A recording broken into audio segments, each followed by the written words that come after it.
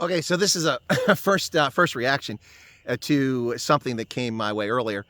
It seems the Daily Maverick has an author who, or a journalist, whichever, maybe it's a commentator.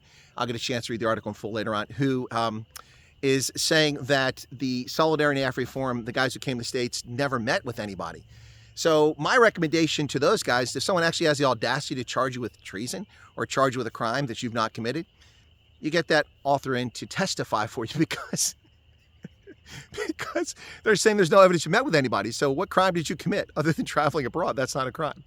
Just saying. Meanwhile, in the same article, they claim that they didn't really meet with anybody except a right-wing podcaster in America. Well, obviously, they're talking about me, and the author doesn't have the courage to name me because it would undermine their entire lie. First off, I'm not a right-wing podcaster. I'm a retired colonel. I'm an intelligence officer, an intelligence analyst, a counterintelligence agent, a signals intelligence officer, a tactical intelligence officer, strategic intelligence officer, and a foreign area officer for Africa. Not to mention a published author in academic circles and in popular press, and currently a journalist who's published in newspapers and magazines around the world.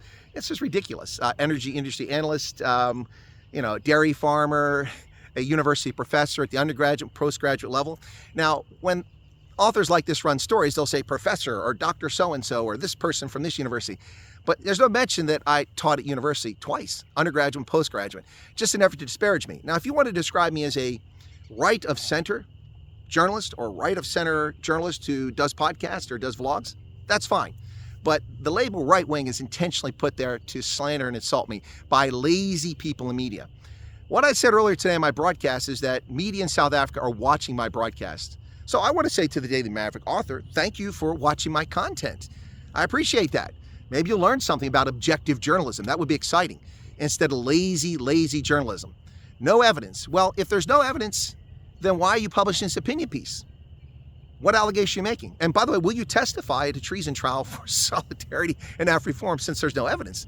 You'd be a star witness in their defense. At least it sounds like that.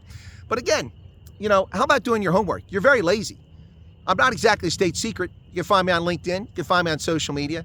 And I'm certainly not a right-wing podcaster. What a load of malarkey that is. You want to say right of center? We'll accept that. That's fair. Journalist who writes stories that are not factually based and give opinions that are not informed by any facts. Anyway, so there you go. First reaction, I just found it quite hilarious that this person actually, what the hell is all that noise? Frankly, I found it quite hilarious that this person in the Daily Maverick would stoop so low to attack me like that. Why? I get a kick out of these people who think that someone that believes that every human being, regardless of their skin pigmentation, their ethnic origin, their sexuality, their gender, their origins, should be treated the same, equal justice before the law. Everyone should be entitled to free speech, freedom of worship, freedom of assembly, the right to seek redress from the government. These are things found in my Constitution, in our Constitution here in America, and I firmly believe in them. Those are, by the way, traditional liberal values. I'm not a liberal, but I do believe in traditional liberal values. They were quite shocking and revolutionary when the Americans, the founding fathers, came up with it. Anyway, first reactions, I actually am kind of, I want to thank, hey, thank you very much. Thank you very much for watching my content. I'm impressed that you've taken the time to watch my content. It just shows that when you're taking flack, you're over the target, folks. When you're taking flack, you're over the target. Yep. Well, there you go. Anyway, what do you say, South Africa? What do you say, America? What do you say, world? My global audience. Apparently, I'm rattling the cage of some people in some media houses in South Africa. Why? Because they have no objectivity. Nothing but biased reporting and op-ed.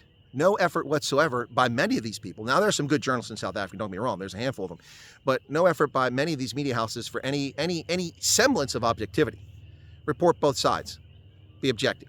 I interview people that I don't agree with. Today, I interviewed somebody, and there's several things that my guest said that I disagree with.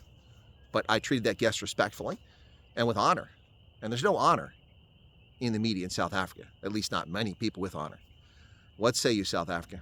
Cheers.